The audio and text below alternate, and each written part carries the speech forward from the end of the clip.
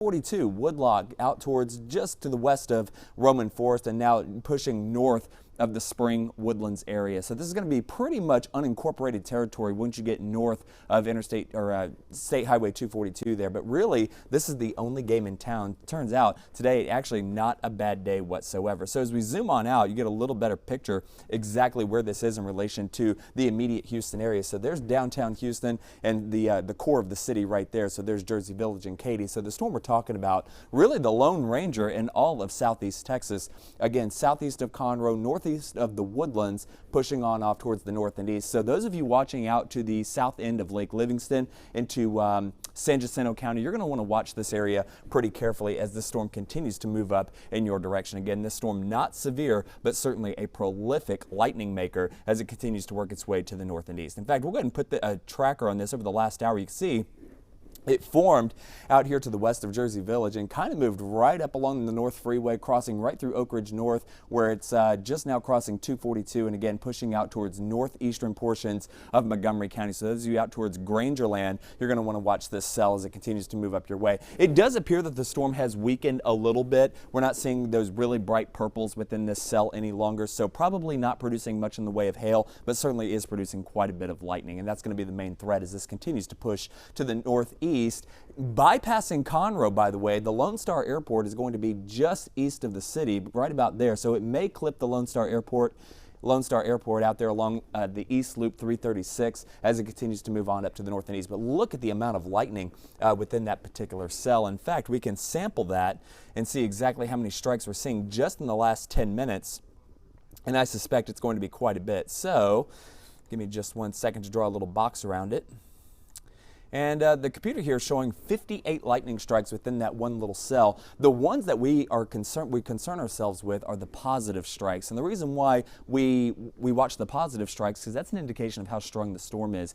Keep in mind that the positive strikes are the lightning strikes that come out of the top of the cloud. These are the lightning strikes that come out of the anvil of the cloud, where the positive charges within the cloud exist. And when you get lightning coming out of the top of the cloud, out of the positive region, those are the lightning bolts that'll kill you instantly. Those are the ones that set your house on fire. Those are the ones that pack the punch. The negative strikes, equally as dangerous, but they're not quite as powerful as those positive ones. So 34 positive strikes right now, 24 negative strikes for a total of 58 overall. So certainly a prolific lightning maker as it continues to work its way to the north and east. Again, mainly out in unincorporated portions of Montgomery County, getting out towards southern San Jacinto County, and it may move pretty close to Cleveland, probably bypassing Cleveland to the west. But those of you watching out in northern Liberty County in the Cleveland area, you're going to notice those skies getting dark here pretty quick as this storm continues to push to the east-northeast at a fairly rapid clip, 30 to 35 miles per hour. But again, outside of that, things pretty quiet here across the Houston area. In fact, as we take you outside, it is actually a pretty nice day here in the downtown Houston area. There's a live look out over the city right now. And maybe some darker skies out there to the north side of downtown. There's downtown right there. And again, just a lot of cumulus clouds in the sky, but all in all, most of us remaining dry this afternoon, and that's certainly good. We certainly don't like rainy weekends here in southeast Texas. We don't like rainy weekends anywhere, but especially when it falls in our backyard. So unfortunately, things begin to change as we get into Father's Day. Now, yesterday we had a 30% chance of rain. We upped that to a 50% chance of rain this morning, and now it appears I'm going to have to up the rain chances again as we get into tomorrow. The newest data coming in, the newest computer model data showing that we're going to get not one but several rounds of thunderstorms as we get into the afternoon hours tomorrow. So tomorrow could be a very active weather day as far as some heavy rain, lots of lightning, and some small hail along with some gusty winds as some of those punchier storms begin to roll into the area. So here's how it looks. We'll walk through this together, and this is starting this evening at 6 o'clock, and you'll notice, let me change the map view here a little bit, see if we can get a better view as to what's going on. So we'll start with a little bit of a wider view. There's Dallas right there, there's Austin, there's Houston. Our viewing area kind of within this little orange circle right there. So watch what happens as we move forward into time. You'll notice that we're going to be watching this complex of storms up here to the north pushing through Dallas. This takes us into 4 o'clock tomorrow morning as this complex of storms continues to work its way on off to the east-southeast in the general direction of southeast Texas. So follow that timestamp right there, and you'll notice how everything begins to converge right there across southeast Texas. So this is going to be 1:30 tomorrow afternoon. So those of you living north of I-10 up into Walker County, Madison County, Montgomery County, San Jacinto, Polk, Washington, Brazos counties, those are the areas that are going to see the heaviest of the rainfall first, and they're going to see it the earliest. Okay, they're the ones that are going to see from, say, noon to 2 o'clock. That's where the heaviest of the rain is likely to be heading into tomorrow. But look what happens as we get into 5 o'clock. That rain band begins to shift a little bit further south right into the Houston area. So tomorrow afternoon could certainly be a wet one here in the Houston area, and it looks like I'm going to have to up the rain chance to at least 60%, if not 70%, as we get into tomorrow afternoon. Now, that complex of storms eventually works its way towards the Texas coast. Some of these storms could be on the punchy side, so we'll have to watch for that. Lots of lightning, gusty hail, and some small gusty winds and some small hail as these storms continue to work their way south of I-10 as we get into 7:30 tomorrow evening. But that's not the end of the story. Notice there is another batch of storms out here across North Texas that will also continue to work their way to the south. Now, the computer model, at least so far, wants to drop this a little bit further to the west of Houston. But let's take a look at the latest run together, and you'll notice as we get into 1 o'clock Monday morning that we've got a nasty complex of storms out here to the west of Houston that pretty much hits our far western counties. So those of you out in Colorado County, Wharton County, maybe as far east as Fort Bend and western Harris County, we're going to have to watch these storms pretty carefully because the computer has been pretty consistent over the last couple of hours with bringing some nasty storms in here in the wee hours of the morning. This is going to be while we sleep, it looks like, heading into tomorrow night and into the first part of Monday morning. In fact, as we get into 4:30 in the morning on Monday, you'll notice a big complex of rain sitting right over the city of Houston. So maybe, perhaps, the morning rush hour on Monday could be a wet one, but we're hoping maybe that we'll get rid of the rain by the time we really get into the meat of it, by the time we get to 6 or 7 o'clock in the morning. Now, I know that's really hard to see, so we're going to zoom it in a little bit tighter here, and we're going to walk through it all again, these computer models. Give me just 1 second to do a little bit of adjustment here. There we go.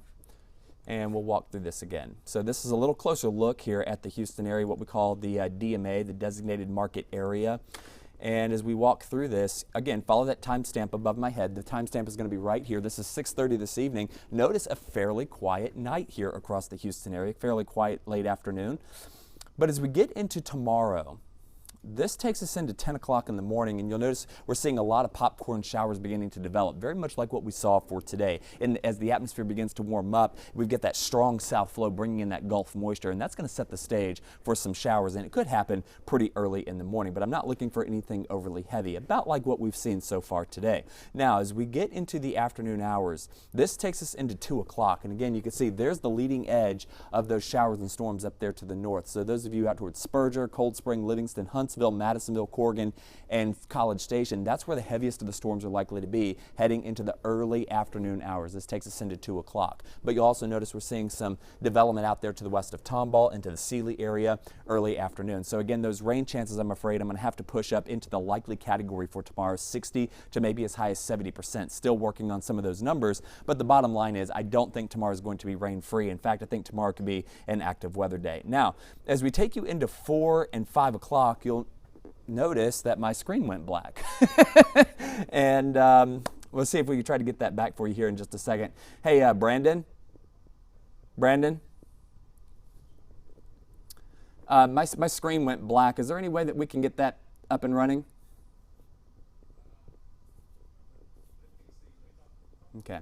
So in the meantime, while they're working on that, again, I want to emphasize that tomorrow could be an active weather day. So whatever plans you have for Dad, of course, tomorrow being Father's Day, you may want to have some indoor activities planned. Maybe if you're headed out to maybe fish or golf or whatever it is Dad likes to do, you may want to find something more indoors, maybe a movie, or take him to his favorite restaurant, because that may be more appropriate as these storms begin to work their way into the Houston area. Again, mainly after 2 o'clock once we get into the city of Houston itself. So just a heads up on that. Still trying to get our graphics back up and running. Not sure what happened there, but the bottom line is, there we go. So this takes us into 5 o'clock tomorrow evening.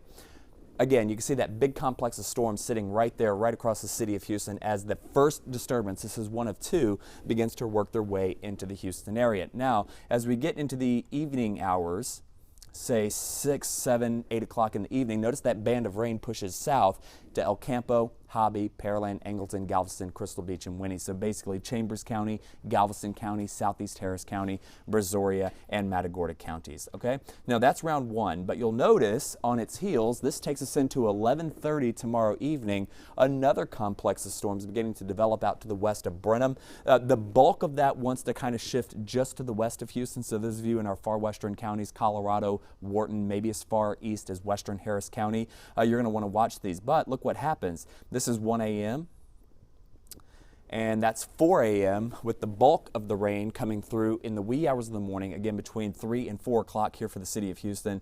And then hopefully, fingers crossed, this takes us into 7 o'clock a.m. on Monday, the backside of the rain finally moving on off to the east. So hopefully we can spare that morning rush on Monday, but tomorrow I'm afraid looking like an active weather day. So just keep that in mind. Again, the rain chances you saw this morning in my forecast at 50%, I am now going to push up more like to 60 to 70%. So certainly have an indoor plan ready to go for Dad tomorrow, just in case the storms get a little out of control, so to speak, and get a little punchy. So one more time, here's a look at the radar. This is a current look at the radar. Let me clear this off for you. You'll notice a pretty nasty cell here pushing just east, northeast of the Woodlands out towards the Grangerland area out along 105. 336 kind of circles Conroe like that, so it's just skirting the east side of 336 out towards Lone Star Airport.